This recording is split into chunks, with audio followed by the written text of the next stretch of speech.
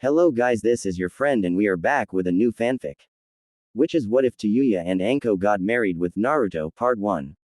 And if you enjoy this fanfic then please press the like button and subscribe to my channel for more fanfic like this. And now let's start the fanfic.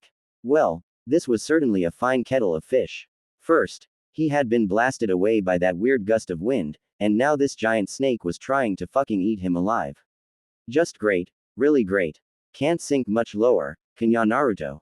The Uzumaki muttered to himself as he reflected on his past. He recalled the numerous times he played pranks throughout Konoha, and noted that he had wasted valuable time on those childish hijinks instead of training. All the time he spent fawning for Sakura when her heart was already set for another.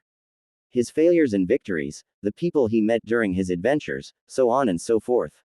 He also reflected briefly on his dream to be Hokage. Honestly speaking, he wasn't really in it for the approval of the village that long mistreated him. He wanted to make the village a better place for those he cared about and for those suffering similar trials to what he may have suffered in the past. Additionally, it was also a sort of revenge against those who mistreated him. However, none of that really mattered right now as he felt the snakes inside slowly crushing him. I'm not gonna die here, not just yet, I won't. Naruto promised himself, and for some reason, he couldn't help but smile without fear, even as he glared down at the serpent's dark abyss of a gullet had threatened to consume him. If I can just move my arms, Naruto growled as he pushed against the slimy walls threatening to crush him, planning to use the shadow clone jutsu to force his way out. Then, without warning, what can only be described as a miracle happened.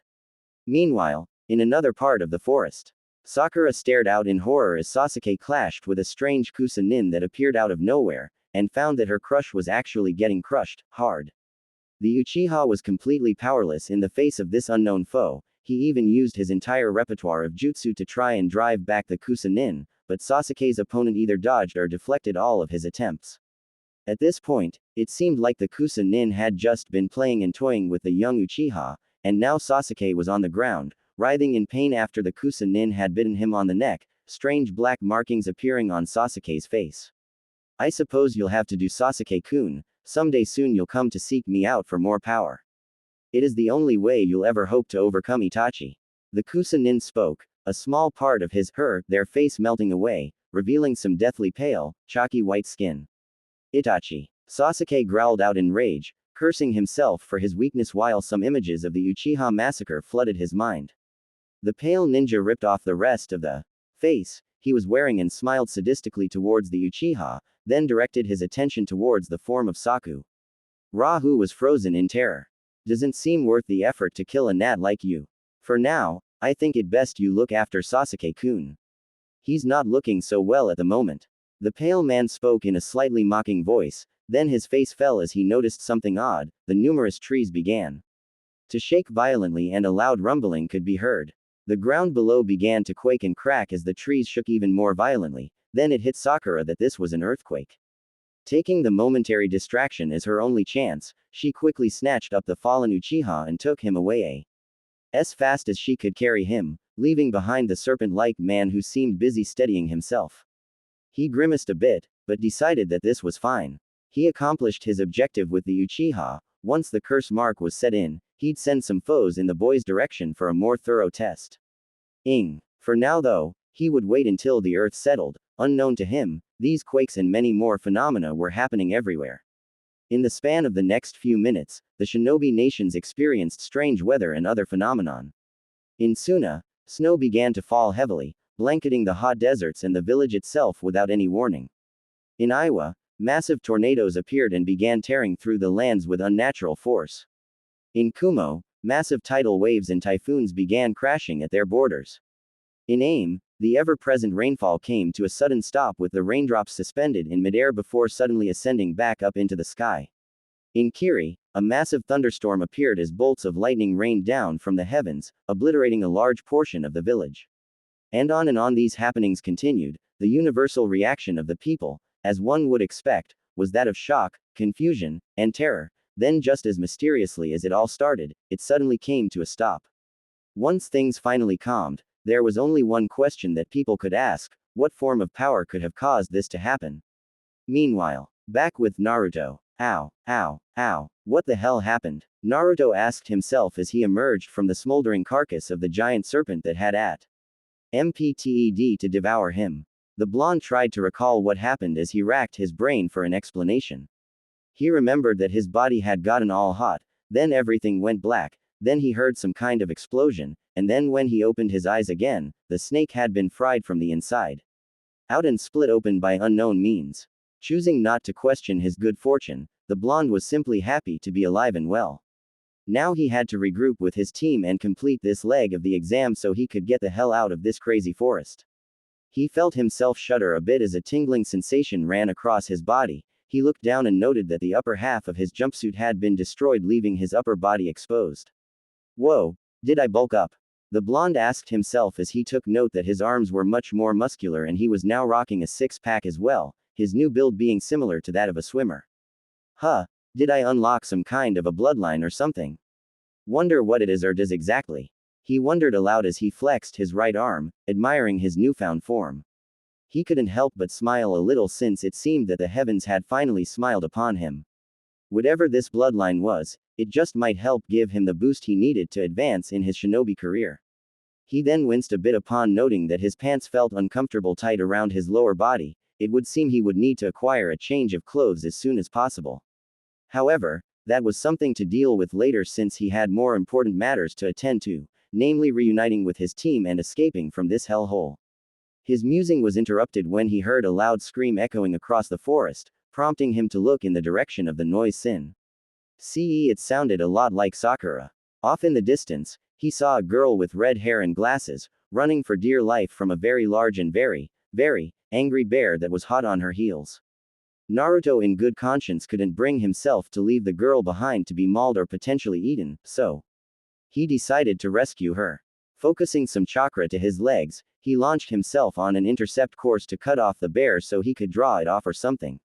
Naruto found himself moving much faster than he had ever gone before as he jumped from branch to branch amongst the trees, and in the span of a few short seconds, found himself almost on top of his quarry. Shadow Clone Jutsu, Naruto called out as he summoned a pair of clones who then grabbed his arms, and then like a slingshot, threw him forward in the direction of the bear, causing the blonde to slam into the bear's massive body, and make it fly away, which made it collide into a tree with enough force to snap its neck before falling to the ground completely limp. Whoa, didn't realize I'd gotten that strong, but I'll still take it. Naruto whispered to himself since he had planned on throwing the bear off balance and distracting it for a bit so that the girl could get away, but this worked better. He could bring the bear back to his team with the help of his clones for food, that way he wouldn't be coming back totally empty. Holy crap, you killed it. The girl spoke that had been previously chased by the now deceased bear. Apparently the sound of it impacting against the tree caught her attention and made her stop upon seeing her rescuer. She was staring at the Uzumaki boy with tearful eyes filled with gratitude for the rescue, her legs shaking beneath her as she slowly sank to the ground, no doubt being exhausted from the run and from sheer terror. You okay there? He asked the girl. At his question, the crimson-haired girl scrambled to her feet and wrapped her arms around his midsection in a hug as she repeated, "Thank you," over and over again.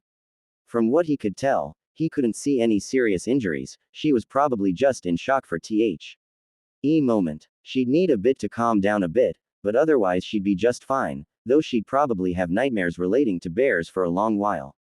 Then, all of a sudden she released him from the hug and recoiled in disgust while exclaiming, "Holy crap. You frickin' stink." For a brief moment, the whiskered teen felt insulted since he took good care when it came to personal hygiene, then he remembered where he had recently been and understood the reason for her reaction. Oh, right. Sorry. Ya see, a snake tried to eat me just a bit ago. You're probably smelling that, he explained while rubbing the back of his head, causing the spectacled girl to nod in understanding. Yeesh, looks like I'm not the only one having a bad day, huh? Thanks again. My name is Karen. She spoke and then gave a polite bow as she introduced herself, then her body went rigid as she stared wide-eyed at her rescuer as some drool suddenly fell from her lips. Nice to meet you, Karen. I'm Naruto Uzumaki. Why are you looking at me like that? He asked, feeling slightly uncomfortable with her staring. His question seemed to quickly snap her out of her stupor as she wiped the drool from her lips and adjusted her glasses. Oh, sorry. I didn't meant to stare or freak you out.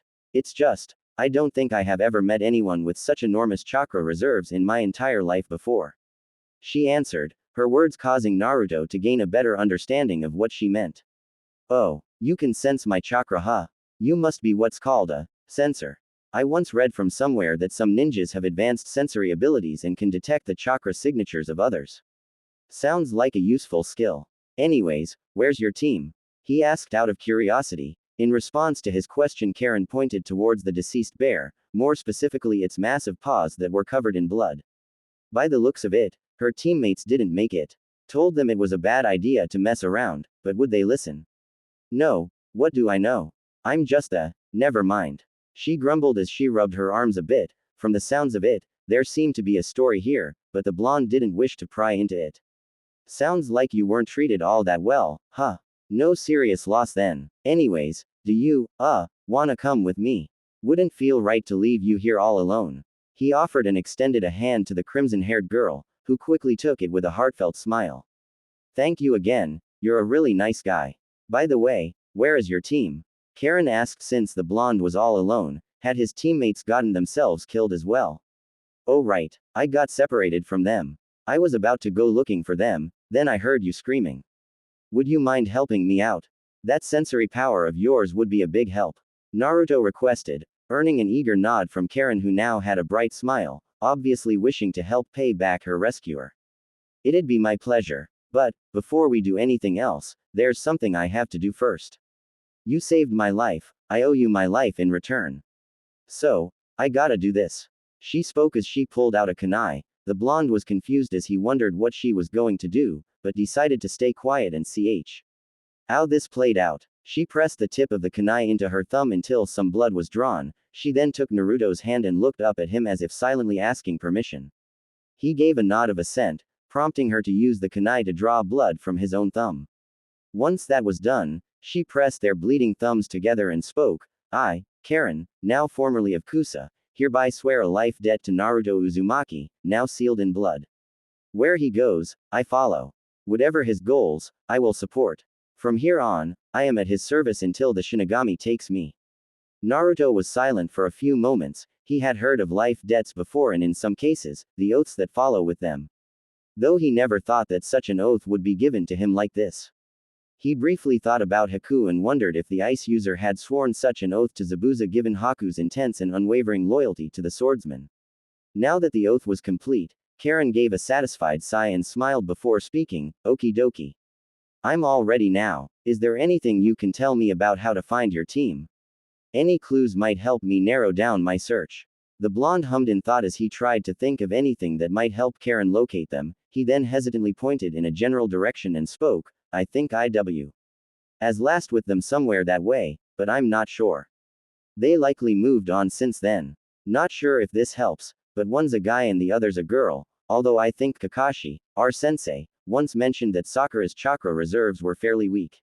Quote, a boy, a girl, one having weak chakra reserves, I've made do with far less. Give me a sec. Karen spoke as she began to concentrate and began her search for potential chakra signatures. She found a few that were in groups of 3, and immediately ignored them before moving on with her search. As she did this, she couldn't help but think to herself, he said his name was Uzumaki, but he doesn't have the red hair. Mixed heritage maybe. Well, I'll ask him about it later when we're out of these fucking woods. Single quote. As she did this, Naruto summoned a group of clones to prepare the dead bear for transport. As they began to work together to lift the bear, Naruto took note of a tattoo on their backs that resembled a golden dragon. Think Ryuji Gota's tattoo, Yakuza game series. He had to admit, the tattoo was pretty badass, but he certainly didn't remember getting such a tattoo. He could only conclude that it must have appeared after his bloodline awakened. He also wondered if it had a different purpose than for aesthetic reasons. He had no time to consider the subject further as Karen called out, aha. Naruto, I got a hit. I think it might be them. At that, the blonde grinned as he cracked his neck and spoke, okay Karen. Lead the way please. The spectacled girl gave a quick thumbs up and took off in the direction of the chakra signatures she detected, allowing for the Jinchuriki and his clones to follow after her. This had definitely been a trying day, but he and his team weren't out of the exams just yet, and he was dead set on becoming a Chunin. if only for the sake of breaking away from Team 7. Until that time, he'd do all he could to pull his weight and carry them to victory. Later, with Sakura Haruno, the sounds of loud grumbling could be heard as Sakura clutched at her empty stomach. She made a small whine but shook her head as she watched over the unconscious form of Sasuke. It had been some time now since their encounter with that creepy guy from before. They had lost their scroll to him, and Sasuke showed no signs of waking up. Even worse, he appeared to be suffering from a fever and was mumbling things in his sleep. Spooky stuff, scary stuff, awful stuff. The kind of stuff that made Sakura question if her crush had ever been to visit a shrink lately. Most of it seemed to pertain to either the Uchiha massacre, or about his elder brother Itachi. When the latter came up, Sasuke kept mumbling about the things he wished to do to his elder brother, which deeply disturbed the Pinkett. While she could understand her crush's intense desire for revenge, the things he was talking about seemed so cruel and unnecessary. Was this seriously the guy she had been crushing on for so long? He was honestly creeping her out right now. She shuddered and turned her back to the unconscious Uchiha to keep a watch out for any potential enemies, or for their lost teammate Naruto. She kinda wanted to make a joke and say that he was probably too stupid to die, or something like that, but deep down, she knew that he was perhaps their bees. Shot out of this mess given Team 7's current state. She quietly lamented as she couldn't help but admit to herself that she was by far the weakest link in the team.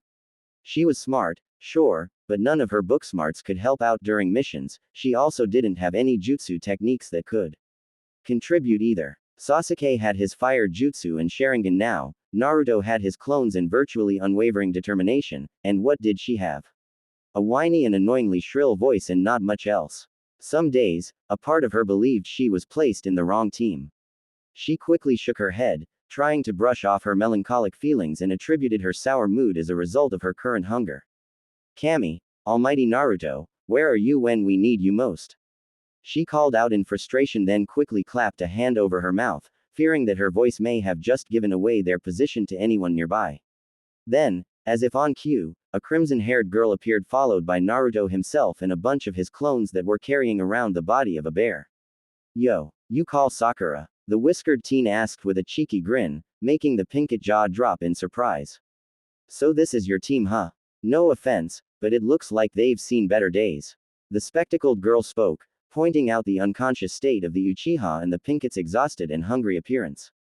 Seems they had a rough day too. Naruto noted as he scratched his cheek with a lone finger.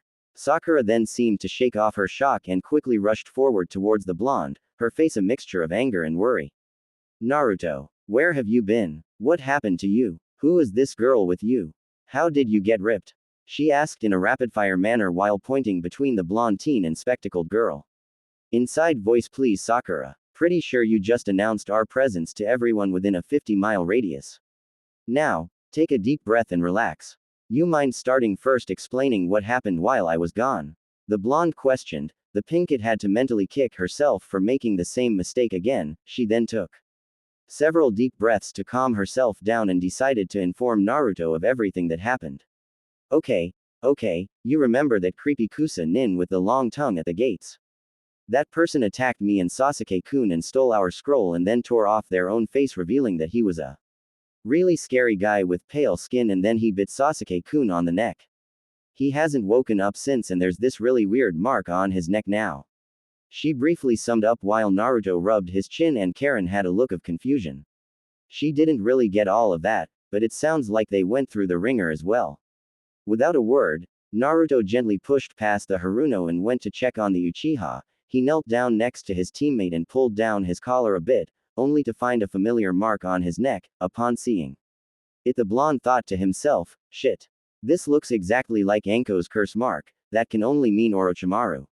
Son of a bitch. I wanna tell Sakura, but I should probably wait until we're out of the woods. I shouldn't add to the pile of our already extensive list of problems. This looks like serious trouble to me. We should report this to the Hokage ASAP.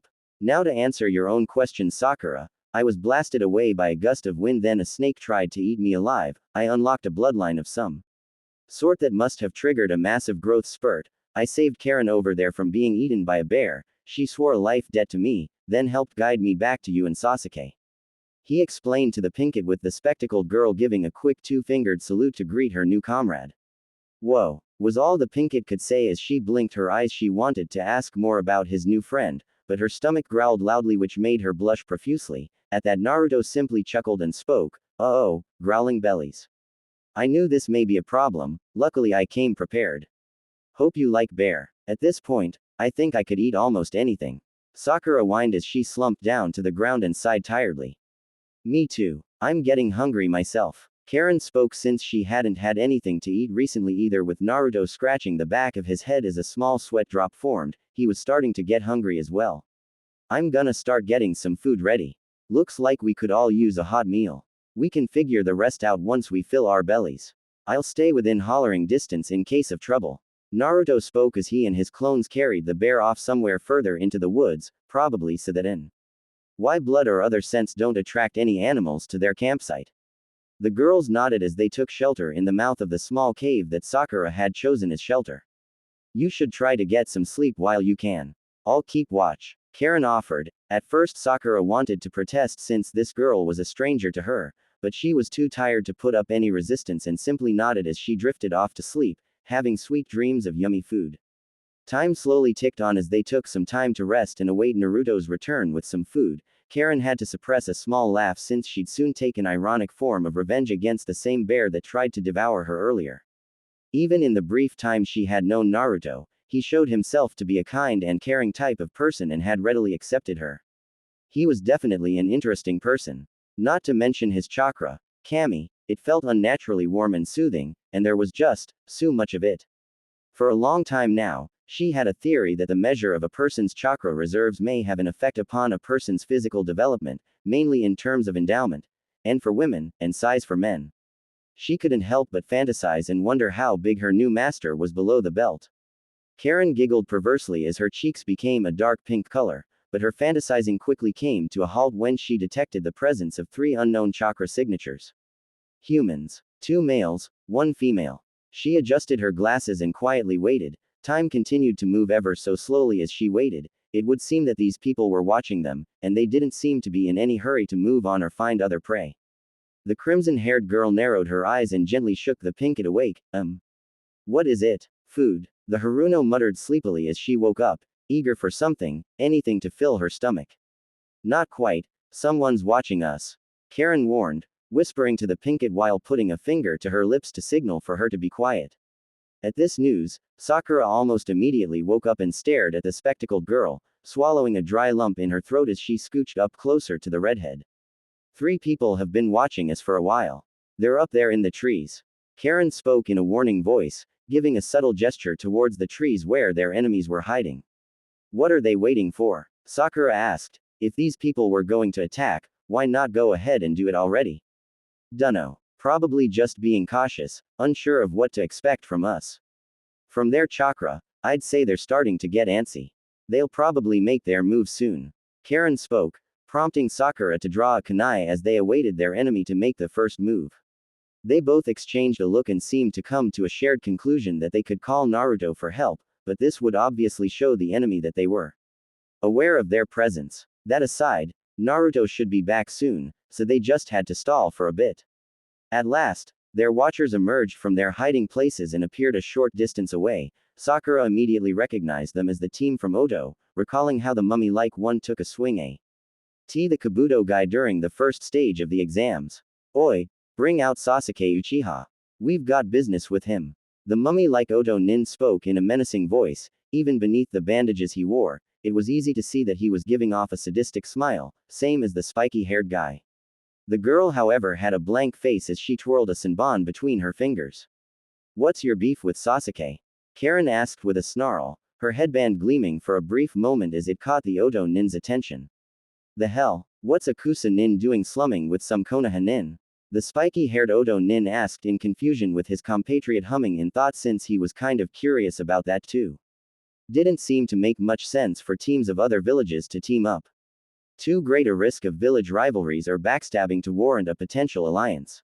Doesn't matter, Zaku. Our objective hasn't changed. We're here to fight the Uchiha after all. If these girls want to get in our way, then so be it. We'll just plow right through them. The apparent leader of the Oto team spoke as he pulled his sleeve back, revealing some kind of device on his arm. The one called Zaku smirked as he took on a fighting stance and spoke with a cruel smirk. Yeah, whatever you say, Dosu. I can definitely work with that. The girls quickly stood up and adopted readied stances, ready to spring into action. Although in the case of Sakura, she wondered what sort of help she could possibly be, but she wasn't about to go down without a fight. The Oto nin seemed ready to charge, until a familiar voice spoke from behind them. Yo, something we can help you with. The air suddenly became cold as a powerful killing intent flooded the area, sending shivers down the Oto team's spines as they slowly turned around and were met with the form of Naruto, who seemed quite pissed off. Huh, hey, Dosu, isn't that the shrimpy loud kid that made that big speech during the first exam? He looks way different. Zaku muttered as he felt himself sweating, and his hands suddenly started shaking though he couldn't understand why. Ah, he's definitely different from earlier. Probably was using a henge or something to hide his real appearance. Doesn't matter how he looks, he won't be able to. Dosu spoke until his voice fell silent at the last minute as he heard a crackling noise. He looked down a bit and saw electricity dancing between the blonde boy's fingers, then all of a sudden the whiskered teen vanished in a flash of yellow, much to the astonishment of everyone that saw it. Naruto then reappeared next to Zaku and kicked him square in the temple, snapping his neck upon impact and sending him flying away. Not sure what your business is with Sasuke, but I don't really care. What I do care about, is that you just threatened the girls. Now you're gonna have to die for that. Naruto spoke in a cold and detached voice as he vanished in another flash of yellow. Dosu stood still as he focused chakra to his ears, trying to predict where the boy would appear. He heard a small pop sound behind him, prompting him to turn around and find a hand gripping his face, then the sounds of electricity crackled loudly which was followed by a loud boom and a flash of light. When the dust settled, Naruto merely huffed in annoyance as he tossed aside Dosu's body which had been charred black. He looked down at his hands and flicked his fingers a few times, watching electricity dance between his fingertips. He wasn't sure exactly what kind of power he had unlocked, but damn did it feel good. He then turned towards the lone kunoichi of the Oto team and menacingly raised his hand in her direction as he summoned forth more small bolts of lightning that danced in his hand. In an instant, the black-haired girl threw her weapon away and dropped to her knees and shouted, "Please. Please don't kill me. I don't wanna die." Naruto was taken aback by this, not expecting the girl to start begging for her life. He glanced over towards Sakura and Karen's direction and saw that He too were stunned, both by how easily he had slain the other two shinobi, and the girl's begging. "You don't wanna die, huh?" says the girl that was about to attack my teammates. Naruto spoke as he marched towards the Oto kunoichi, experimentally wiggling his fingers as small bolts of lightning continued to appear. No, I didn't have a choice. You don't know what it's like in Oto. If you're not strong enough to protect yourself there, then you have to live with someone's boot on your neck. I was just following orders. If I didn't, then I'd be killed, or even worse. The girl spoke, her words causing Naruto to raise an eyebrow, then he took notice that her body appeared to be covered in a number of bruises, most of them seemed quite fresh.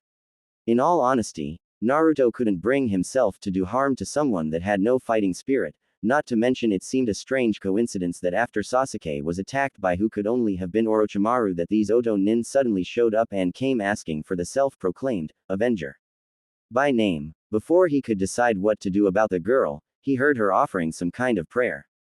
"Koryu, please, I beg of you. Don't let me die. Please save me and spare my life," the raven-haired girl whispered just barely loud enough to hear. "Oi, what's your name?" Naruto questioned as he knelt down. The girl slowly lifted her head up to look at him, her eyes brimming with some tears as she replied, "Kintsuchi, please, I'll do anything you want, just please don't kill me. I'm not a bad person. Really. I just want to live." Naruto thought for a few moments and then spoke, "You said that you were just following orders and didn't have a choice. Sounds like your boss isn't a forgiving kind of person. Think he'll spare you when he learns you and your team botched the job?"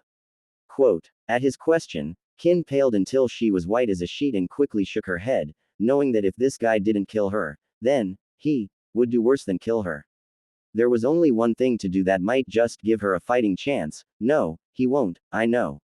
Information. I have some information to trade. If you take me to your Hokage and give me protection, I'll tell you everything I know." Kin promised, her eyes filled with a mixture of desperation and hope. Poor thing looked absolutely terrified, and cutting her loose and sending her on her way would likely be a death sentence. Naruto sighed since it seemed he had no choice in the matter. Fine. Give me your hands. Naruto spoke, prompting the Oto Kunoichi to nod as she presented her hands, allowing Naruto to take some ninja wire and start tying her wrists behind her back and tying her index fingers and thumbs together to prevent her from using any jutsu. You can't be serious, Naruto. We don't know this girl. She was going to attack us. You really think we can trust her? Sakura questioned with a snarl, prompting the blonde to shrug. We still don't know Karen all that well, but she's here with us anyway. Plus, I think we can trust that Kin-san wants to stay alive. Now then, Kin-san, we'll take you to the Hokage and you can share what you know with him. You try anything and you can guess the rest. Naruto spoke, directing the last part to the Oto girl, who quickly nodded in understanding. I got it. I got it. Kin muttered with an exhausted sigh, feeling relieved that she wouldn't be joining those two assholes in the ground.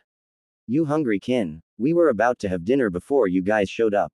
Naruto spoke, gesturing to a group of clones who emerged from the bush, bringing forth varying cuts of cooked meat to the girls. Both Karen and Sakura seemed ready to burst into tears at the sight of food, with their new prisoner's stomach joining the chorus of grumbling stomachs. You're going to feed me? Kin asked warily. While she was glad that this guy spared her for now, she doubted that he would show her any real kindness. Nobody did, except maybe one person. I know how it feels to be hungry. I wouldn't wish for anyone to starve to death. Naruto spoke as his clones began passing around various portions to the girls, while another clone stepped up to feed the Oto Kunoichi due to her hands being bound, and another left a portion for Sasuke to the side whenever he came around. Name's Naruto Uzumaki. That's Sakura and Karen, and the snoozing guy is Sasuke, your target. So, why were you after him? Naruto questioned after introducing himself and the others while taking a large bite of cooked bear meat. He had to admit, he had never had bear before. This was definitely a new experience. Can't tell you if I wanted to. We were told to fight Sasuke, so that's what we were gonna do. It's not healthy to ask too many questions in Oto, you see. Kin replied as she snapped up some offered meat while the other girls chewed noisily. Sounds like Oto isn't a nice place to live at all. Saw the bruises on you, didn't see anything on your teammates, were they abusing you? Naruto questioned, which caused Kin to tense up but then nod in confirmation as she chewed on a large bite. That's awful. No one deserves to be treated like that. Sakura muttered angrily, while Karen nodded in agreement as she picked at some of her food. I was treated kinda like that in Kusa, I know how it feels. Goes to show, not all shinobi treat their comrades the same way. The spectacled girl angrily spat while cramming another bite into her mouth as she started to chew away at some of her frustration. Naruto glanced at Karen's arms and noticed what appeared to be a multitude of bite marks. He guessed that must have had something to do with her prior treatment, but he decided not to question it at this time. Hey Kin, who were you praying to before? This, Koryu? Naruto questioned out of simple curiosity. He had never heard of a deity by that name before. Kin chewed on another bite of meat for a few moments before swallowing and answering. A buddy of mine once told me a little bit of the story. It's aid that Koryu is a divine being that can make miracles happen and bring happiness and salvation to those who suffer from abuse and oppression. There was more to it, but she never told me how the whole thing went. I guess I was so desperate that I started praying to some deity that doesn't even exist. Silly desperation, I guess. Huh, I think I might like to hear the whole story sometime. At any rate, so long as you behave, you'll be fine. Naruto replied, prompting Kin to nod in understanding as she continued indulging in her meal. Hey Naruto, what you did before, with the lightning and that yellow flash thing, how'd you do all that? Sakura asked since it sounded fairly similar to the stories she had heard about the Yondaime and his signature technique, the Hiraishin. No idea, it all just happened, felt almost like instinct to me. Gotta say though, it felt incredible. The whiskered teen spoke as he snapped his fingers, making some sparks appear once more. Wait, seriously, that was all just from instinct? If that's the case, it'd be terrifying to see what he could do once he got some proper practice in. Right, we still have a problem though. That pale guy took our scroll. If we're to have any chance to pass this exam, we're gonna need to find a heaven and earth scroll. Sakura spoke in a somewhat discouraged voice which seemed to catch the attention of Karen. Oh, right, you mentioned that you lost your scroll. Here, you can have mine. Karen spoke as she reached into her pack and pulled out a heaven scroll, causing everyone to stare at her wide-eyed. Naruto, she had that the whole time. Sakura asked as she accepted the scroll from the redhead with an astonished expression. I had no idea. I never thought to ask about that. One scroll is definitely better than none. Now we need to find an earth scroll and we're golden. Naruto spoke since this seemed to be a display of potentially good tidings. Kin then cleared her throat and piped in, if you need an earth scroll, my team had one. Dosu has it. She then tilted her head and gestured towards the bodies of her teammates, causing the others' eyes to widen even further. Could it really be this easy? Could they really be this lucky? Which one was Dosu again? The whiskered teen asked as he got up and ventured outside to collect the scroll. Kin then answered his question, the one you fried extra crispy. The mummy guy. The Jinchuriki nodded in thanks as he searched Dosu's corpse and successfully found the earth scroll they edited, which was completely undamaged. Huh, not a mark on it, not even singed. Talk about luck. What was that you said earlier? Koryu can make miracles happen. Not sure if he's for real, but if he is, I say he's decided to look after us. The blonde spoke as he held up the earth scroll triumphantly with a broad grin. Holy shit, we can just pack up and make a beeline straight for the tower and move on. Sakura spoke with a smile, very eager to get out of this forest and onto the next stage, not to mention if they get to the tower. Then they could report everything that happened to the Hokage and get Sasuke some proper treatment. Sounds good to me, the sooner we're to the tower, the better. Karen, we'll leave it to you to guide us around any danger.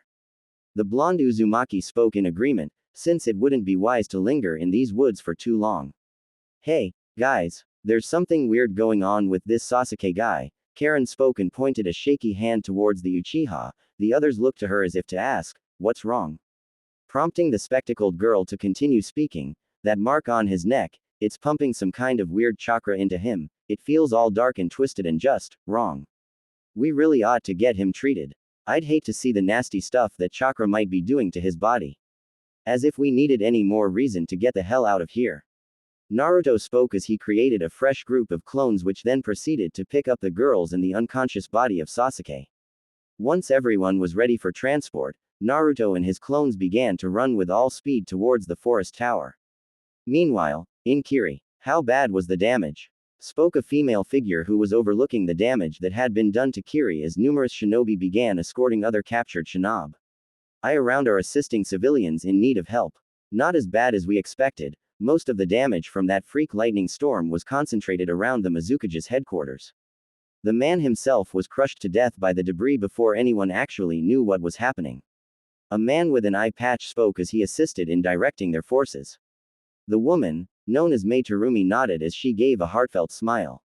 For some time now, she and her rebels had fought long and hard to end the bloodline purge and restore peace to Kiri. The Mizukage was holed up and entrenched in his headquarters and his men were dug in deep. It would have taken tremendous amounts of effort and sacrifice to finally break them, but then the lightning came and killed almost everyone inside. What few guards remained were too shell-shocked to even put up a fight. This was nothing short of a true-to-life miracle. Now, they could take steps in rebuilding their village and restoring order. In fact, the people were wasting no time at all in preparing for her coronation ceremony to name her as the Godime Mizukage, a title that made Mei feel quite humbled since it meant that people would be counting on her to guide their village to a peaceful and prosperous future. You know Ao-san, this reminds me of what that man once said. Ishikawa, he said that Koryu's will would someday reemerge and bring about retribution to the evils of this world. Mei noted aloud as she crossed her arms beneath her bust, her words earning a raised eyebrow from Ao. The final words of a thief before his execution. Still, I admit that this incident does have divine retribution written all over it. To think that lightning storm just appeared out of nowhere, ah well, it doesn't matter really. We still won in the end. Ao spoke with a slight smile, feeling satisfied with their hard-won victory. Maybe, but it still feels like there's more to it. Ah well, there are more important things to worry about. After my coronation, we make for Konoha. I'm sure they'll be open to giving us relief aid in exchange for an alliance. Mei spoke with a small smile, once again showing off her leadership skills and determination to lead her village. A new chapter for Kiri, and perhaps the shinobi nations was about to begin. And at the center of it all, one young genin was about to alter the entire course of fate. Wow, I can't believe we got here so quickly. Spoke the form of Sakura as she and the others now stood in front of the forest tower. Major props to Naruto and his clones for carrying them here so quickly and to Karen for helping them avoid other shinobi teams. The Pinkett was looking forward to the possibility of a hot shower after this. Phew, at least this leg of the exam is finally coming to a close for us. We should head inside now. Naruto spoke up as he dispelled his clones, save for one that was currently carrying the still unconscious form of Suk over its shoulder. The girls all nodded in agreement as the blonde ushered them all inside. When they stepped inside, they were greeted by what appeared to be an empty lobby, which seemed a little strange since one would expect a watchman or someone to be on duty to receive them or any other AMs. Huh, no one here. Kin pointed out as she obediently followed behind her blonde captor, her words earning a small glare from the Haruno. Gee, thanks for pointing out the obvious. Now what the hell are we supposed to do? I am so over this crap. Sakura muttered in frustration, which was understandable since everyone else was feeling equally annoyed by this exam. Maybe we're supposed to do something with the scrolls now? Naruto asked as he gestured towards the set of scrolls in his pack, earning some thoughtful looks from the girls. You sure about that? Rules said we're not supposed to open them. Kin pointed out, earning a negative shake of the head from Naruto as he wagged a lone finger from side to side.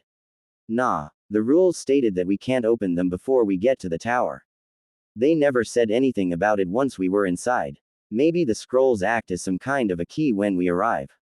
The whiskered teen pointed out, which caused the girls to gain thoughtful looks before nodding in agreement. Ince it seemed they were out of any other options.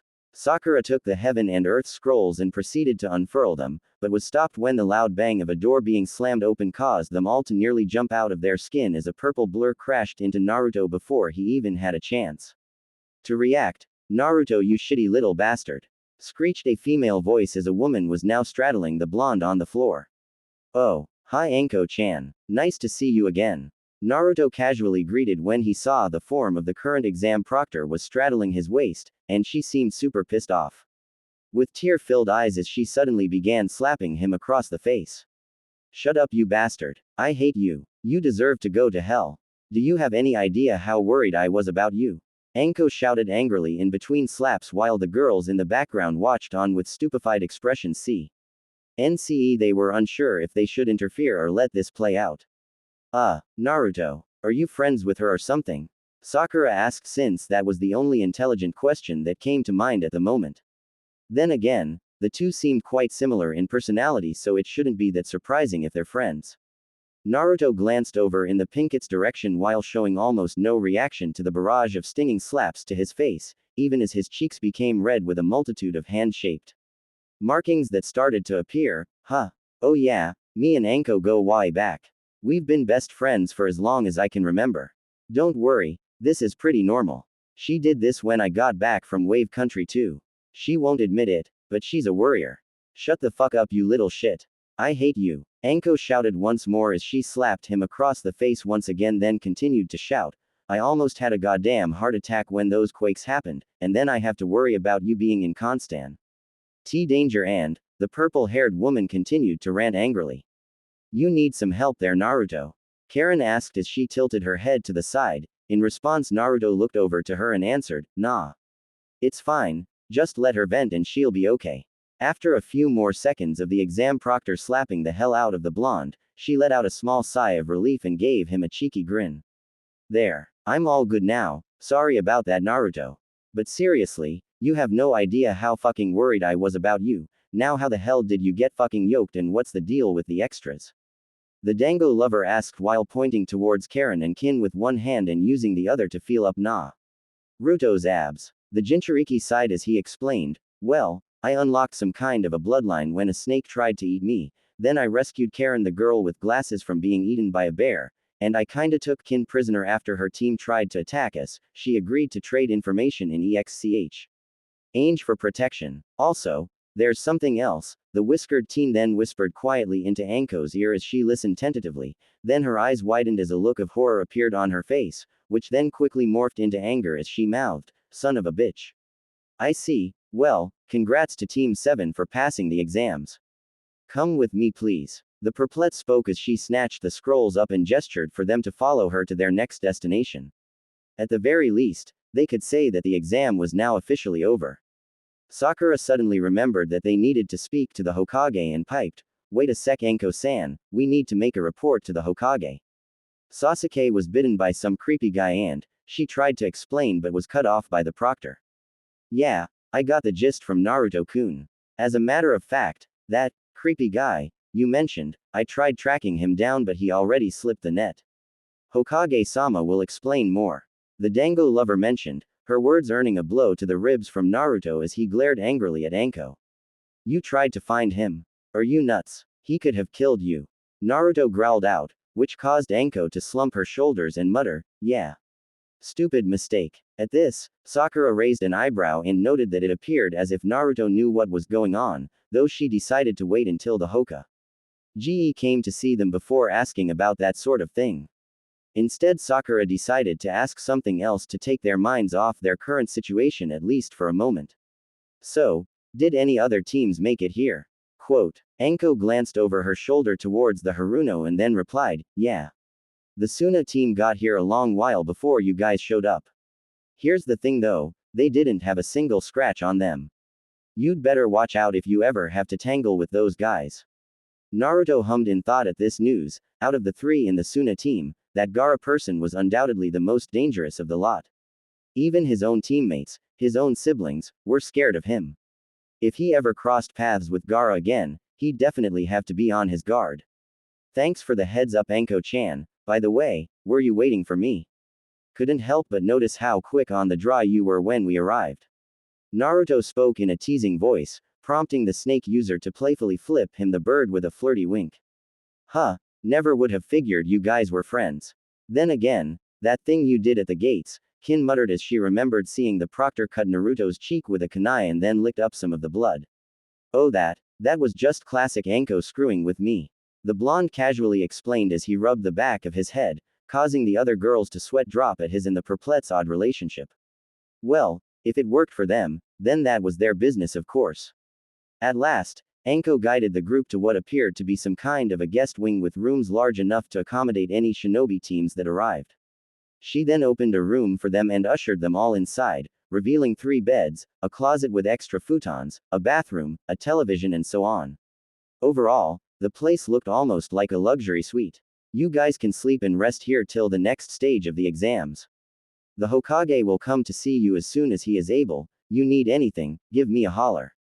I'll be right down the hall," Anko explained, earning some nods from Naruto and his companions. "Mind doing me a solid and getting me a change of clothes, Anko-chan? These pants are really digging into some very uncomfortable places and it's driving me nuts," Naruto requested, prompting the snake user to look down and smirk a bit since it was true. On a more serious note, the fabric almost looked ready to split apart at any time. Yeah, he definitely needed a fresh set. Anko gave a quick, "You got it," before departing, leaving the blonde and his party to their own devices.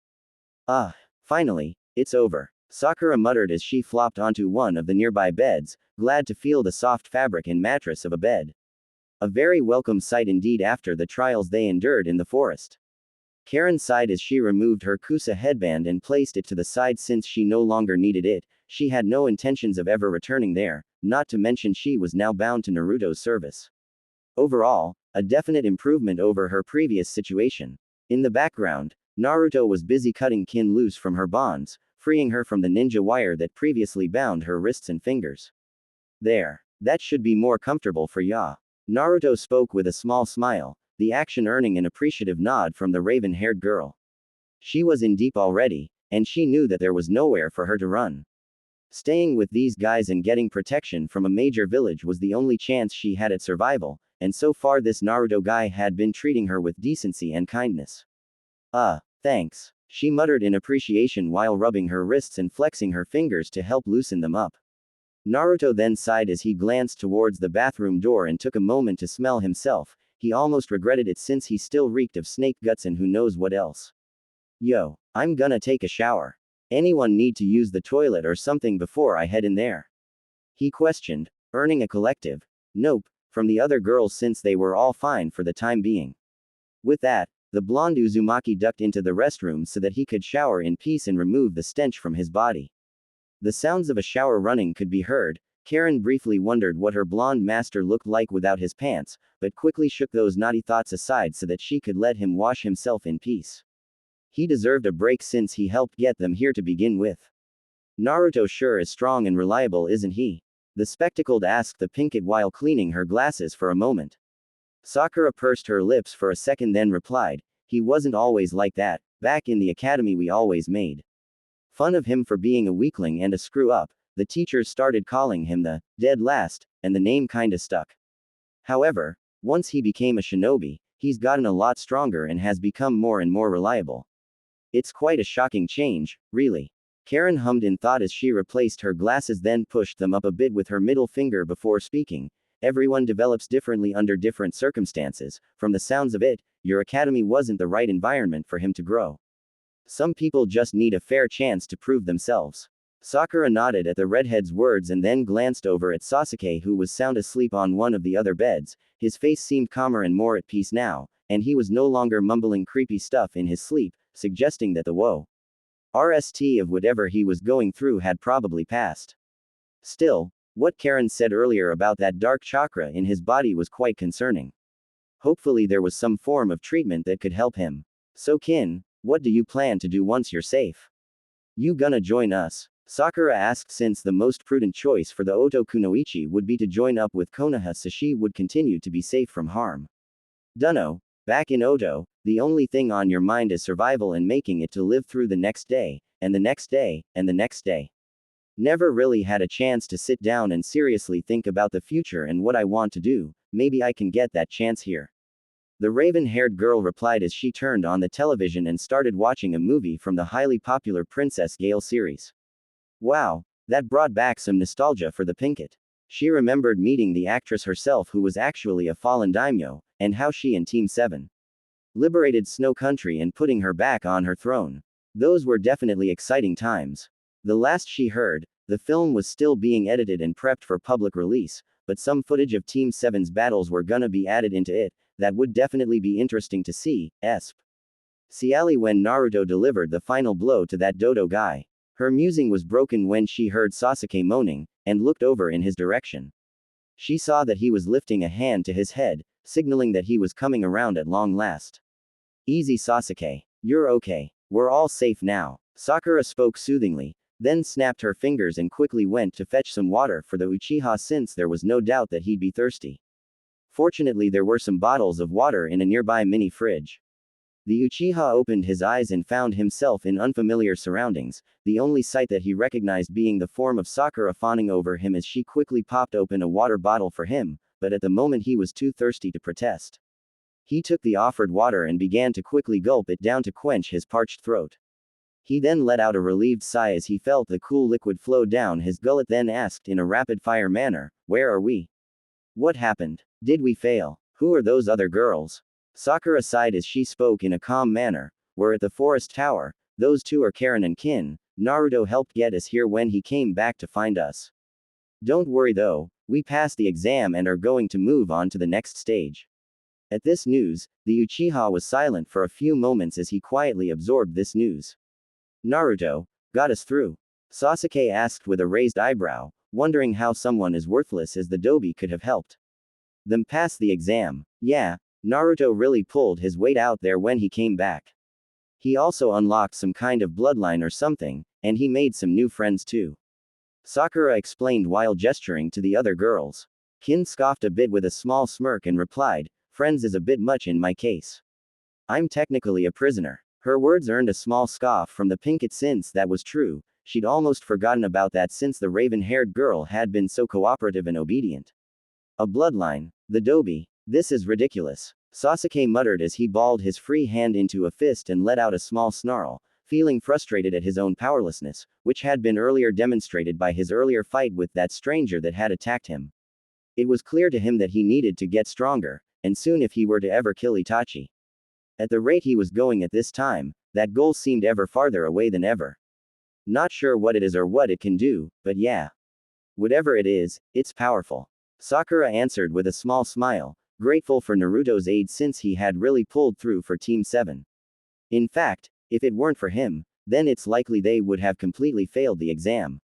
All of a sudden, the bathroom door opened and Naruto walked out, wearing a white bathrobe. Yo, look who's awake. Naruto spoke as he used a hand towel to help dry off his hair, taking note that the Uchiha had finally returned to the land of the living. The hell? That Udobi? Sasuke asked in surprise at the sight of the blonde's new and more muscular body, a strong feeling of inadequacy overcoming the Uchiha since the whiskered teen seemed much more powerful than before as opposed to his previous scrawny appearance. The one and only. Showers free for anyone that wants to use it. There's plenty of bathrobes for everyone as well. Naruto spoke as he gestured towards the now open bathroom. Sakura immediately accepted the invitation as she called dibs and zipped past the Jinchuriki in order to take a hot shower. The Uchiha stared at Naruto for a few moments before giving a dismissive scoff and turned away to stare at the wall and quietly brood. The hell is that prick's problem? Karen asked as she adjusted her glasses with a small glare. That Sasuke guy seemed like a rude and overall unpleasant kind of character from what she could see. Just Sasuke being Sasuke. Best to ignore him if he gets on your nerves. Ooh, Princess Gale. I wonder how Koyuki-san is doing. Naruto spoke that last part out upon noticing the movie playing on the television screen, which earned the attention of both his new companions. Hold up a sec, you personally know her? Kin asked since it was quite a shock to the movie world when it was revealed the famed actress was actually a daimyo in disguise, and had only recently begun going by her real name. Oh yeah, me and my team were hired to guard her. Of course we didn't know she was a daimyo at the time. She at first was kinda gloomy and stuff, but she really came out of her shell later. I like to think that we even became friends. Kinda wish I had that autographed picture she gave me so I could show it to you. He explained with a broad grin, causing both girls' jaws to drop open. Are you serious? What other kinds of adventures have you been on? Karen asked as she planted herself next to Kin, the both of them very eager to listen to any stories the whiskered teen had to share. Naruto smirked as he decided to oblige them since they had some time to kill, so he began to regale them with some of the missions he and Team 7 had been on, unknown. And to him, the friends and allies he had unknowingly cultivated over the course of his adventures, were about to bear fruit. Meanwhile, Hokage office. Good grief. I never would have imagined this happening, at least not so quickly. Hiruzen muttered to himself as he looked at an urgent message straight from Kiri. It appeared that the new Godime Mizukage had been crowned and was going to soon pay a visit to Konoha to negotiate relief aid for her village. Given the currently weakened state of Kiri due to their civil war, it made sense that they would need the help and a strong ally. Building a good and strong alliance with other nations would also be a good step in establishing peace. From what Hiruzen had heard, this Mei Terumi was a strong, charismatic, and competent leader that had seen the rebel faction through thick and thin, and was often credited for their many victories and achievements over the long civil war. She was, by all accounts, a complete shoo-in to become Mizuka. He had to admit, he was looking forward to meeting her in person. His musing was cut short when a knock came at his door, prompting the Sandame to call out, "Yes, come in." At his signal, his trusted Anbu captain and bodyguard Neko escorted in several dignitaries that he had been expecting Tota. Why, some old friends of Naruto's actually. From Wave Country, the newly elected and reluctantly crowned daimyo, Tazuna. From the newly dubbed Spring Country, world-renowned movie star and beloved daimyo of Spring, Koyuki Kazuhana.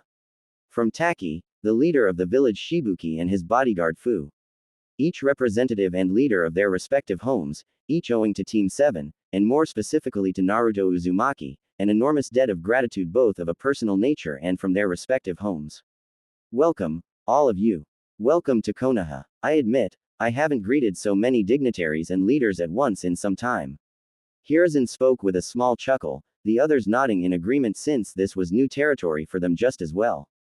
Thanks, it still hasn't really sunk in that I was picked to be daimyo, but I'll sure as hell do my best to represent my country. If it weren't for Naruto and Team 7, Wave would still be under Gato's yoke of oppression. Tazuna spoke as he crossed his arms over his chest, then briefly scratched since the new daimyo robes he was wearing felt uncomfortable for him to wear. Indeed, my people would have suffered under Dodo's regime as well had Naruto not defeated him and restored hope to us and to me. Koyuki noted as a look of nostalgia washed over her face which she tried to hide behind a handheld fan. Ah, same. If Naruto hadn't stepped in with his team, Taki would have been in great danger. He saved my village and helped me find my courage as well. Shibuki spoke as he recalled the blonde fearlessly fighting the Taki leader's former sensei in Mortal Kombat. After a few brief moments of silence, the bridge builder decided to speak up. Well, if you guys don't mind, I'm not one for that pomp and circumstance crap. I'd rather get straight to business. The others chuckled at that, though they all nodded in agreement since that would certainly move things along. That aside, they didn't really like standing on ceremony if it could be avoided. Koyuki giggled and spoke. Hi, I agree with Tazuna Dono. I'd also like to move things along. I'll start first by offering some of Spring Country's technology. We have recently finished some equipment that can aid in the healthcare of people in local hospitals. I'm sure it will be beneficial in Taken. Gee, the burden off your doctors and medic nin. At that, Hiruzen almost felt his heart stop inside his chest since Snow Country, now named Spring Country, was quite famous for their advanced technology and inventions, and they guarded their secrets quite jealously. To be given such a gift was utterly priceless, especially if this technology improved the quality of healthcare in Konoha's hospitals. Tazuna cleared his throat and proceeded to go next. Wave Country has quickly become a wealthy trading hub thanks to my bridge and the goods that our ports are bring. In since Gato's death. We wanna offer Konoha a trade agreement to boost trade in your coffers. Also, we want to give Konoha an exclusive contract to protect Wave's interests. With all the trade and merchants flooding the place, it's bound to attract the attention of unsavory characters. Both the people of Wave and the merchants would be very grateful for Konoha's protection and will be happy to compensate accordingly. Again, Hiruzen felt his heart almost stop beating as he nearly fell out of his seat. A trade agreement and contract for protection with a big trading hub like Wave could secure Konoha's finances for many years to come. In many ways, Konoha was still suffering some financial difficulties after the damage sustained during the Kyuubi's rampage on that fateful night. Shibuki then chuckled nervously as he rubbed the back of his head and then spoke. I was having a hard time deciding what to offer Konoha since the sacred water of my village has the side effect of cutting down a person's lifespan, so then I decided, with Fu's permission, to offer her to Konoha Anko. Condition that she be assigned to Team 7. Fu-san, Hiruzen questioned with a raised eyebrow, prompting the Taki leader to nod and reply, hi. That's correct. Fu is the Nanabi Jinchuriki. I assure you she is as powerful as she is capable. Quote. The Sandaime then jaw dropped at this since it was quite rare for a ninja to transfer to a different village, and it was absolutely unheard of for a village to give their own Jinchuriki away as a gift. Especially since they were some of the most powerful military assets in the shinobi nations, the kind of which that could completely tip the balance of power amongst the nations and on the battlefield itself when push came to shove. I am completely humbled and speechless with your unprecedented generosity, my friends. I hope that we can work together to build a brighter future for our homes. Hiruzen spoke as he tried to maintain his composure, all the while fighting back some tears that were forming in his eyes. The dream of peace and harmony between the villages shared by the Hokages seemingly closer than ever before. Hey, Naruto showed us that we all gotta look out for each other. How is he doing anyway? I was kinda hoping to see the little brat. My grandson Inari asks about him a lot. Tazuna inquired with his fellow leaders nodding in agreement since they too were quite eager to see the blonde as well. The Hokage briefly wiped away some of the moisture building in his eyes and replied, he is currently participating in the Chunin exams. I am expecting to receive word that, the aged Sandaime explained but was interrupted when a Chunin appeared next to him in a puff of smoke and then began whispering into Hiruzen's ear. Once he had finished relaying the news, the Chunin vanished as quickly as he had arrived. As luck would have it, Naruto-kun and his team have just finished the second part of the Chunin exams. I'm afraid he and his team are currently resting at this time, but I'll be sure to inform him that you asked about him. Furthermore, I would be more than happy to invite you all back to Konoha to watch the Chunin exam finals, which are to be held a month from now. Hiruzen spoke, informing the dignitaries of the good news, while maintaining his best poker face to keep from leaking out the bad news. Always bet on Naruto. Tazuna barked out with a bellowing laugh, with the others voicing their own agreements. They all then thanked the Sandaime for his hospitality and promised to return for the finals and expressed absolute confidence that Naruto would make it into the finals. Fu said her goodbyes to Shibuki, then handed her headband over to him, and they then shared a friendly hug. Once the dignitaries had all left to make the return journey back home, the green-haired girl then turned her attention towards the Sandaime and saluted him. Fu Nanabi, reporting for duty Hokage. Sama, I look forward to personally meeting this Naruto person. Shibuki would not stop talking about him. The Sandaime chuckled a bit as he replied, Naruto-kun has always had a way of leaving a strong impression on people. I'm sure you're gonna be a fine addition to our forces and to Team 7, also, I think it would make Naruto feel more comfortable to be around another of his kind. The brown-skinned girl raised an eyebrow for a brief moment, then it clicked in her mind when she realized that this Naruto must have been a Jinchuriki like herself. It would definitely be a first for her to meet a fellow Biju container. Come to think of it, it would be really nice to speak to someone who bears a similar burden as herself. Now she was really looking forward to meeting him. Now then, come along Fu-san, we should introduce you to the others. The sooner you meet and bond with them the better. Hiruzen spoke, not to mention there were also other things he had to take care of. Later. Forest Tower, Team 7's room. You're seriously not making up any of this crap? Kin asked out of curiosity after Naruto had finished telling him about his past adventures. Honestly, a lot of that stuff was pretty unbelievable. I swear on my headband, all of it is absolutely true. Tell him Sasuke. Naruto called out towards the Uchiha with a grin. The self-proclaimed Avenger rolled his eyes in annoyance but gave an affirmative nod all the same since it all was indeed true. Sakura then emerged at long last from the shower. Having overheard the blonde telling stories of their exploits, she also said, yup. All true. Holy crap, was all Karen could say as she let out a low whistle.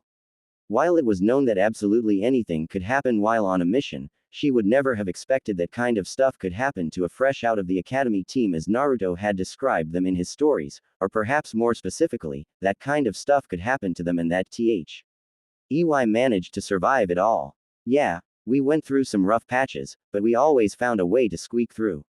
Gotta say though, if I had unlocked this bloodline earlier, then things would have definitely been a lot easier. Naruto spoke with a small chuckle, making some sparks appear from his fingertips for emphasis. The door to their suite opened, revealing the form of Anko with a fresh set of clothes for the blonde as she announced, Yo. Got some good news for you guys, Hokage's on his way. Should be here soon. A few more teams made it too. Oh, who made it? Naruto asked as he accepted the clothes from his best friend, the others listening in since they too were curious about who made it, even Sasuke though that was mainly because he was curious about who his next opponents might be. Well, all of your old classmates made it. A guy called Kabuto and his team made the cut too. Might Guy's team also arrived as well. By this point, we're not expecting any more teams. All the others have either been confirmed killed or disqualified. Anko explained with a slightly sadistic smile, causing the girls to shudder a bit. Hey Sasuke, didn't that Rock Lee fella kick your just before the first exam? Naruto asked with a cheeky grin, although deep down he knew that the Uchiha would likely wish to settle the score. If there was one thing that he and Sasuke did have in common, aside from tragic backstories, was their shared hatred of losing. Shut up, Dobi. The Uchiha grumbled angrily. The whiskered teen then shrugged his shoulders and entered the bathroom to change his clothes. About a minute or so later, he returned wearing a black trench coat without a shirt underneath to expose his abs and chest, a pair of jeans and black combat boots. Whoa, I'm liking the new look. Karen spoke as she used her fingers to make a picture frame while ogling the blonde's new look, most especially his abs. Hubba hubba, I'll be your captive any day. Kin blurted out without thinking, then slapped a hand over her mouth and blushed profusely in embarrassment. Even Sakura had to admit that this was a pretty good look for Naruto, a very strong improvement over his previous outfit, that was for sure. Thank you all for your kind input, ladies. I gotta say, I'm looking forward to testing my new powers and skills on some new opponents. Those Odo guys were pretty weak, no offense meant for you, Kin. Naruto proclaimed as he cracked his knuckles with Anko chuckling as she ruffled his hair. You'll get your shot, Naruto-kun. Word is we'll be having some prelims soon to help cull down some extra candidates. We'll be starting soon, so get some rest while you still can. The Dango lover spoke in a grave voice, earning a nod from the whiskered teen. Wait, prelims, cull down, Sakura parroted in a worried voice, making Anko smirk a bit as she answered, relax Pinkie Pie. It's actually pretty straightforward. One-on-one matches. All you have to do is worry about beating your opponent. Nothing to it. At this news, Sakura let out a sigh of relief since a simple straight-up fight would definitely be much more preferable over another survival exercise like before. With that, the snake user departed since she had some other exam-related business to take care of before the prelims too.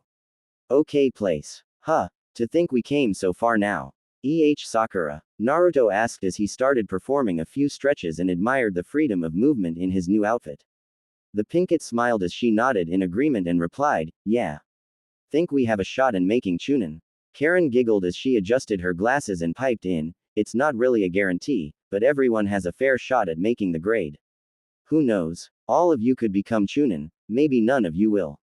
Anything can happen, but at least you'll have given it your best shot. Even if you don't make it, there will always be next time, and next time you'll be much better prepared, yeah. Naruto nodded as he spoke, Karen's right. Regardless of if we pass or fail, we'll still be Team 7. Sakura, we've had some rough spots, but I was still glad to be a part of the team. It was still a learning experience for me. At that, the Pinkett smiled and was amazed at how sporting and mature the blonde was being, he had seriously grown.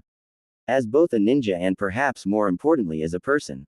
HMPH. Speak for yourselves. If you two weren't around, Kakashi would be able to dedicate more time to me and help me get even stronger, but you are both holding me back. Sasuke spoke with a grimace, his words earning frowns from everyone in the room. Sheesh. Way to kill a good moment, Sasuke. You always were a major. I wish you could have received more of Makoto-san's personality. Naruto grumbled as he ran a hand through his hair, his words earning a glare from the Uchiha. What did you just say, Dobi? What was that about my mother? Sasuke demanded since he had clearly heard Naruto mention his late mother by name. The two boys glared harshly at one another for a few long moments, the atmosphere becoming more and more tense by the second, which was then broken when a knock came at the door. Karen, can you check on that please? Naruto requested, prompting the spectacled girl to give a quick, hi, and walk over to the door to answer it where a voice that was very familiar to Team 7 greeted her. Ohio, my apologies for disturbing you, young lady. I'm currently looking for Team 7, am I at the wrong room? Asked the form of Hiruzen in a kindly and polite voice. Karen shook her head and gestured inside, revealing that Team 7 were indeed occupying this room, which prompted Hiruzen to give a thank you to her as he stepped inside, while being accompanied by a girl with green hair and brown skin that the Konoha genin didn't recognize. Hey old man, good to see you again. Thanks for coming. Naruto greeted in a friendly manner while waving towards the Sandame. Hiruzen visibly blanched for a few moments before shouting, Naruto. Is that you? I almost didn't recognize you. You're much more. The whiskered teen chuckled as he cut off the Sandame and spoke, yeah. I know. I'm not a scrawny little pipsqueak anymore. I get it. Bloodline helped beef me up. Not sure how, why, or what it can do, but I hope to find out. Anyway, we have more important business than discussing my new bod. The blonde then flexed his arm for a brief moment and then put his hands in his coat pockets while motioning towards the two extra girls he had picked up and towards Sasuke. Yes. Of course, I almost forgot. I must be getting a little senile. Right. The girls. I have already been told the basics thanks to the messenger Anko sent me. For this Karen girl, the matter is fairly simple, we can simply declare her as legally dead since her team didn't make it in the forest. Since she swore a life debt to you Naruto-kun, what you do with her is entirely your business. As for you Kin-san, I'm aware that you wish to trade information in exchange for asylum here in Konoha. I'll have Anko-san take you to the T&I department for questioning. So long as you cooperate and share what you know, you'll be safe from harm, I promise you. You'll be in good hands. The Sandame promised, earning a thankful nod from the raven-haired girl. Unlike in Oto, the people of Konoha, or at least most of them, had a code of honor. So long as she didn't give them reason to harm her, she should be fine. The Sandame then directed his attention towards the Uchiha with a grave expression and spoke in an even voice, Sasuke, Sakura. The one you encountered in the forest, was my former student Orochimaru, the snake Sanin. He murdered and took the place of Akusa Nin to infiltrate the exams. At this news, Naruto narrowed his eyes while Karen adjusted her glasses. Kin for her part bit her lip while looking a little green in the face. She wanted to say something, but she feared that if she said something now, then she would have lost her only bargaining chip that could save her life. Sakura paled at the thought of having encountered one of the most dangerous shinobi alive, while Sasuke seemed as pensive and brooding as ever, though it seems his pride was bruised a bit less after having learned he had lost to a powerful shinobi instead of some nameless scrub, for all the good it did him. Orochimaru. But what would he want with us? Sakura asked since it didn't make much sense for her that a Sanin, a rogue one at that, would target a team of genin like themselves. Not us. Just Sasuke. He's been marked. Naruto answered as he gestured towards the Uchiha, with Hiruzen nodding in confirmation. The Sandaime cleared his throat and began his explanation. Orochimaru was caught performing inhumane experiments here in Konoha. He was trying to uncover the secrets of immortality and of any and all bloodlines that caught his attention. He had a particular obsession with both the Senju's wood release and Uchiha's Sharingan. That mark that Sasuke now bears on his neck is Orochimaru's solution. The Sandaime spat out in disgust at the word solution. Naruto sighed as he stepped forward and took over for the Hokage. Orochimaru made what is known as the curse mark, that he brands certain individuals with. Anko, his former student, has a mark just like Sasuke's, though hers was still in the prototype stages. From what I was told about it, the mark acts as both a drug and as a parasite. He uses it to transfer his soul into the body of someone he marked, so that he can take it over and assimilate their bloodlines or any other qualities and abilities for himself. That's horrible and disgusting. Then that means, Sakura muttered but quickly lost the use of her voice as she glanced over towards her other teammate. Yeah, he wants Sasuke's Sharingan. Sorry I didn't say anything earlier, but I didn't want to worry anyone, at least not until we cleared out of the forest. Naruto explained as he crossed his arms, earning a nod of understanding from the Pinkett. As this went on, Sasuke quietly brooded to himself, making it difficult to discern how much he actually heard, or if he was even listening at all. Sakura then managed to regain her voice and ask, Hokage-sama, is there anything you can do? There must be a way to remove it, right? The Sandaime sighed as he answered her in a grave voice, I'm afraid no reliable method has been found to dispel a curse mark as of yet. They're tricky little things. Even worse, the sealing arts are extremely complex and there are few true sealmasters. If we had Orochimaru's formula for the mark, that would make things significantly easier, but without that we run the risk of doing more harm than good. The best we can do for now, is to put an inhibitor on it to suppress the effects. Sakura nodded in thanks since that was better than doing nothing at all, but then Sasuke finally spoke up, this mark, could it perhaps, be useful? At his question, everyone looked at him as though he had grown a second head, while the Sandaime narrowed his eyes. That sort of question didn't bode well at all. Sasuke, listen to me very carefully. It is true that the curse mark may afford some benefits, but they are far too costly. As Naruto correctly put it, the mark is akin to a drug. If you use it, it may give you some measure of strength, but the more you use it, the more addicted you become, the more addicted you become, the more depende nt on it you become, until finally it ends up destroying you body and soul. I expressly forbid you from using the mark for your own health and safety. Additionally, I should mention that those who rely on fake power don't get very far in life or the shinobi world.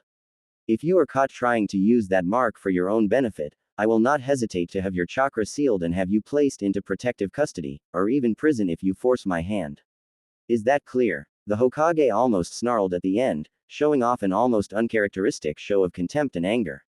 For a moment, the Uchiha grit his teeth, almost as if he wanted to say something, but instead he grudgingly shook his head, which seemed to satisfy the Sandaime for the time being. Very good. Now then, the preliminaries will begin shortly. Team 7, report to the arena. Karen-san, Kin-san, feel free to use the television to watch the matches and cheer for your new friends. Hiruzen spoke, earning some nods from everyone. Then the green-haired girl cleared her throat rather oogly, gaining the attention of the Sandaime. Ah, I almost forgot, forgive me Fu-san. Team 7, this is Fu, she will be joining you as an official member of your squad after the Chunin exams. She has recently transferred from Taki, so please treat her well. Hiruzen spoke, introducing the brown-skinned girl who gave a friendly wave. Naruto smiled and decided to break the ice by saying, nice to meet you Fu-san. I'm Naruto Uzumaki. I don't remember seeing you in Taki when we were last there. How's Shibuki doing by the way? Fu giggled as she rubbed the back of her head and answered, yeah, I was off on a mission during that time so I didn't hear about what happened until I got home. Shibuki-san's doing just fine, in fact he sends his warmest regards to Team 7 and to you Naruto-san. I look forward to working with you guys in the future. Sakura gave a friendly wave as well to the mint-haired Kunoichi and spoke, it'll be nice to have you on the team. I am Sakura Haruno. Not to sound like I'm complaining of anything, but it seems unusual for a team to have more than the usual me. MBERS. Standard team dynamics usually consist of 3 students and 1 sensei, not to mention we're in the Chunin exams soon, won't our team get broken up or something? Hiruzen chuckled and decided to step in and answer, not necessarily, no. Most Chunin who work in teams tend to work with their original teammates due to existing familiarity and teamwork, however they can also choose to do certain missions solo or with other team members. Even if you become Chunin, Team 7 won't be broken up.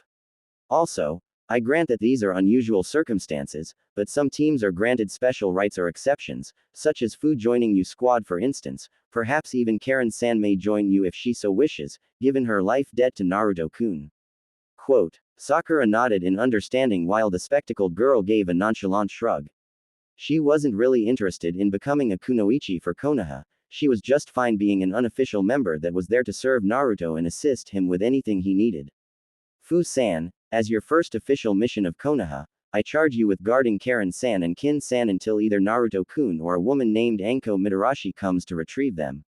Hiruzen stated, prompting the orange-eyed girl to stamp her feet in place and salute the sandame as if to say, leave it to me. Fu then glanced over to Naruto and said to him, I look forward to talking with you more Naruto-san, by the way, it might interest you to know that my lucky number on the totem pole is 7. At that, Naruto gave her a puzzled expression as if to ask, what do you mean?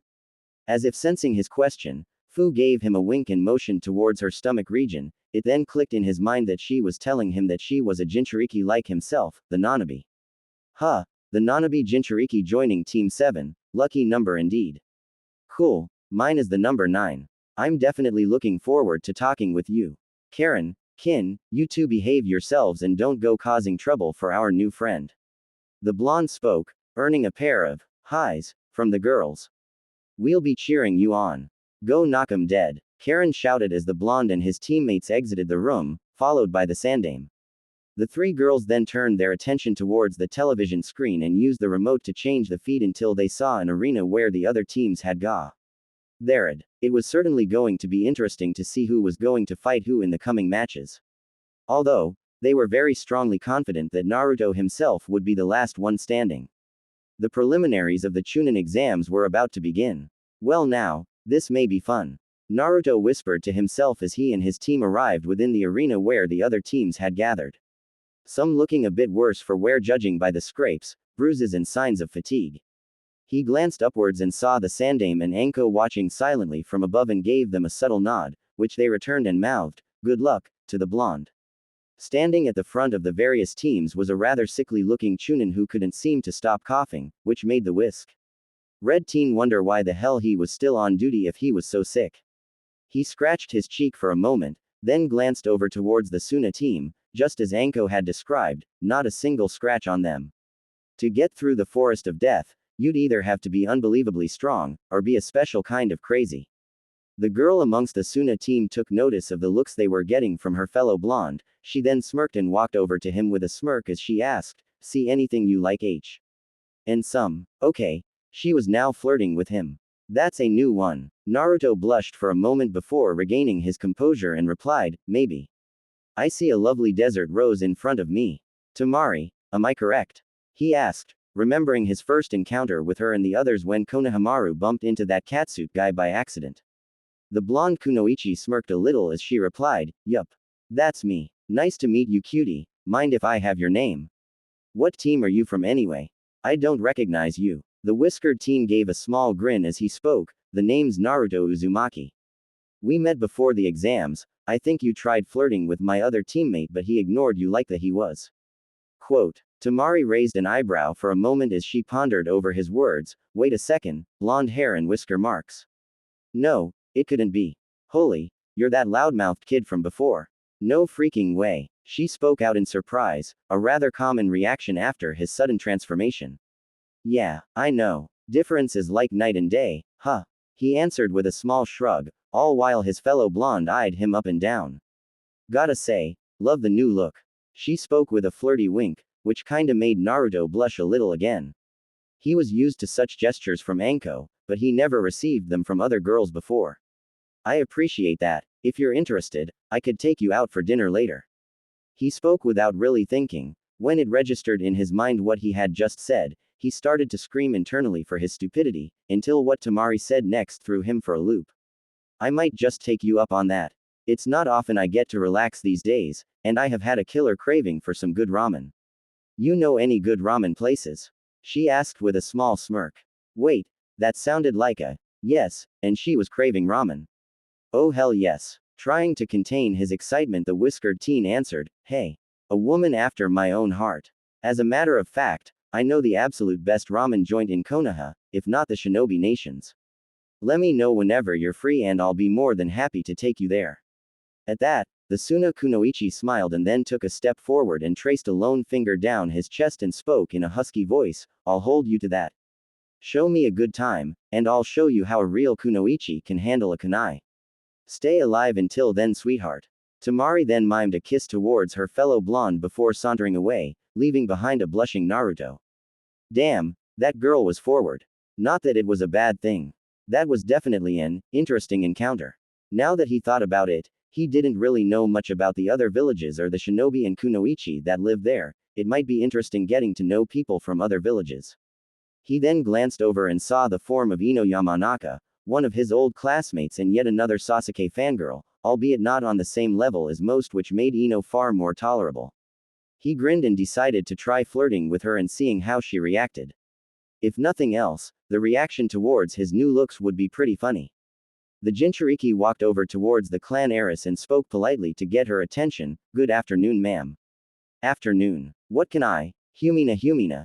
Ino spoke back, but then her voice fell upon seeing Naruto's new form with her eyes widening and her mouth being left wide open.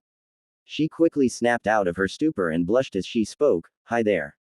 Is there something I can do for you? Are you a proctor or a participant? What team are you from? I can tell you're from Konoha. Are you perhaps alone? She almost whispered out that last part in a slightly husky voice. Wow, that worked fast. Seemed like just looking at him was enough to leave girls weak in the knees. I certainly hope so. It is Ino Yamanaka, right? I was told that you had the looks of a beautiful princess. Those stories don't seem to do you any justice. To answer a few of your questions, I am indeed a participant and I'm here with my team. He answered, being sure to turn on the charm, or at least do his best to be charming, and for some reason it seemed to be working since the young mind walker had stars in her eyes. Oh ho ho. Stop it. You're gonna make me melt into a puddle of goo with that kind of praise. She gushed while placing her hands on her cheeks to try and hide her blushing face.